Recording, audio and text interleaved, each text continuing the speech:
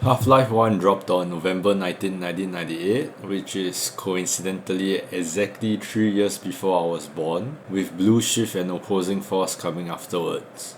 I had been hearing lots of people singing praises about Half-Life, so I decided to check it out to see if the hype was true. It's safe to say it did go above my expectations, but there were also some parts I didn't really enjoy about the games. After nearly 19 hours, I finally beat Half-Life and its expansions and am ready to give a review. The review will be based on a 3-point rating system consisting of gameplay, graphics and sound, and value for money. For gameplay, I'll be assessing the fun factor, mechanics, controls, and overall enjoyment. When it comes to graphics and sound, I'll be looking at the visual style, graphics quality, sound effects, and music. And lastly, for value for money, I'll be evaluating the price, content quantity, replayability, and overall worth. Each category will be rated on a scale of 1 to 5. The final score for the game and its expansions will be calculated by averaging these individual scores. And of course, I'll be taking into account the release date of this game when doing the review. Obviously, there will be spoilers ahead, just in case you are somehow like me and managed to avoid spoilers for the past 26 years. But before I continue, please like and subscribe so you can help out my channel. Thanks. Anyway, let's just delve right into the review. In Half-Life, you play as Gordon Freeman, who works as a physicist at the Black Mesa Research Facility. But unfortunately, one day you fuck up worse than the intern at CrowdStrike by blowing up your entire workplace, causing a dimensional rift, which then triggers an alien invasion. Just normal Friday afternoon work things. You then have to solve puzzles, fight off aliens, government soldiers, and black ops in your pursuit to clean up the mess you made.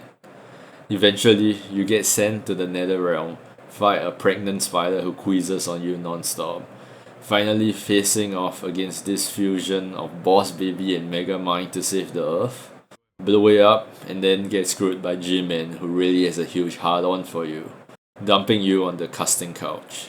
The game's atmosphere is intense, with dark, claustrophobic corridors and unexpected enemy encounters that really keep you on the edge. And the music throughout is really good. Like, it really smacks. Valve did a really great job with the music, which helped to keep my ass on my seat throughout the action. I thoroughly enjoyed the electronica music, which I thought was really good at keeping me in the flow state as I fought. I will say this now, overall everything was either exactly the same or similar for Blue Shift and Opposing Force. There are only some minor differences between Half-Life and its expansions with regards to gameplay and music, but other than that, there isn't really much difference at all. So I'll just be rating the graphics and sound at 4.5 out of 5 for all three games. For this era of gaming, the graphics and sounds were really good. However, I'm knocking that 0.5 off just because I kept getting my ears destroyed by the running water sounds throughout the game. Like, it just really hurt a lot. There are 6 scientist models, but you only really interact with 4 of them. And there's only one security guard model in this game, so everyone basically looks the same. But this doesn't really matter anyway, at least for me. It didn't take away that immersive feeling I retained throughout the game. These NPCs are really great as they help tell you the story as you progress, letting you know what to expect at each chapter. The Marines and Black Ops were really annoying opponents and frustrating to fight against in a good way. The Marines would throw grenades where you hit, which was a very cool feature to have, especially for a game this old. The Black Ops were very quick and would roundhouse kick my ass whenever I got too close to them. I kinda cheesed it a little bit by hiding in the corner waiting for them to show up to blow them up one by one, which was the strat I used throughout all the games. It probably wasn't the most efficient, but I wanted to play the series blindly, so it is what it is. The aliens, on the other hand, were a totally different story. There were a huge variety of aliens who were all really unique.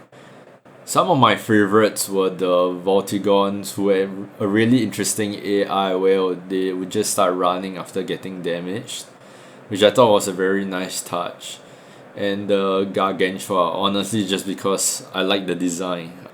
I remember watching Yu-Gi-Oh! As a kid, and it kinda gave me those vibes which I just liked. The controls overall were pretty smooth for me. I didn't really have any issues with it at all, and I felt that it was totally fine. So I would say I will give Half-Life a 4.5 out of 5 for the gameplay. It's around 13 hours of action and brain-wrinkling challenges. So now for Blue Shift, which came out in 2001, you switch perspectives and play as Barney Calhoun, a security guard at Black Mesa. There's not really much to add. The gameplay is exactly the same as Half-Life. The only difference is that the story is shorter, it is way shorter. There are no boss fights, but they do introduce some new NPC models, which was a nice small touch. There's no larger goal, there's no new mechanics that you didn't really learn in Half-Life. It just simply places you in the shoes of an ordinary security guard trying to survive a crisis with the help of the Black Mesa scientists. And I really enjoyed that survive or die aspect to it. It's just a simple chill game, a nice follow-up to Half-Life. And for that reason, I'm rating Blue Shift 4.5 out of 5 for the gameplay too. It is definitely not a perfect game, and it's more of a map expansion to Half-Life. However, the way I would describe it in basketball terms is that it's a really good bench player. It knows what its purpose is and it does its job really well.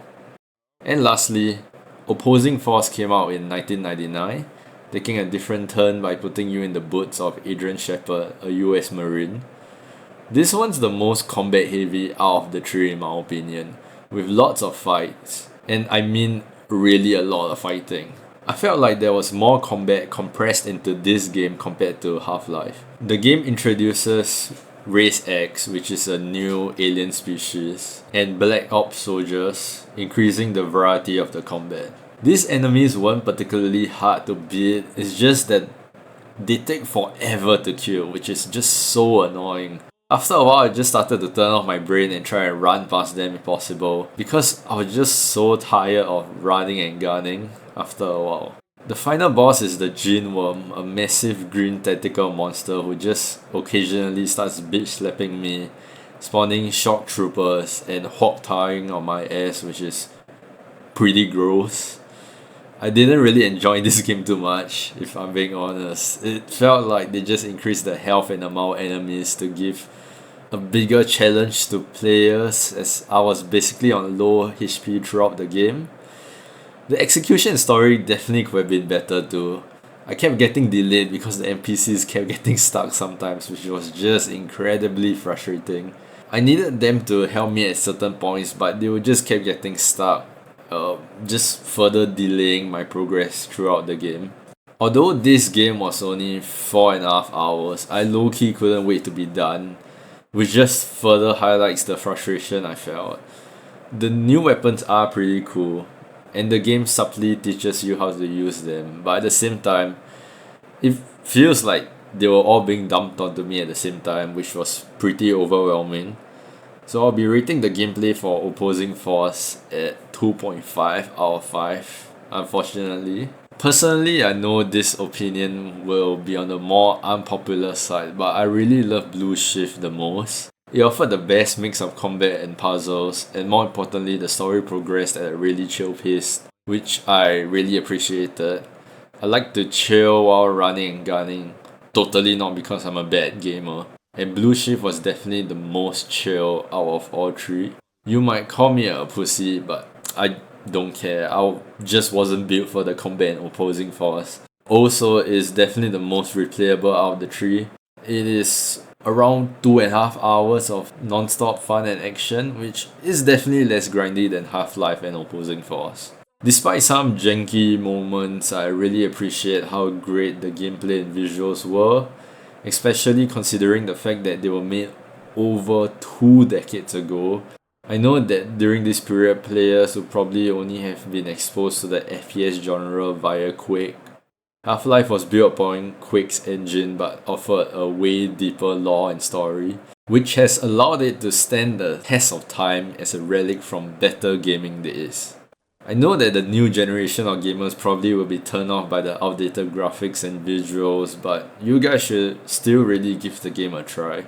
Funnily enough, a friend did ask me how could I even stand playing Half-Life.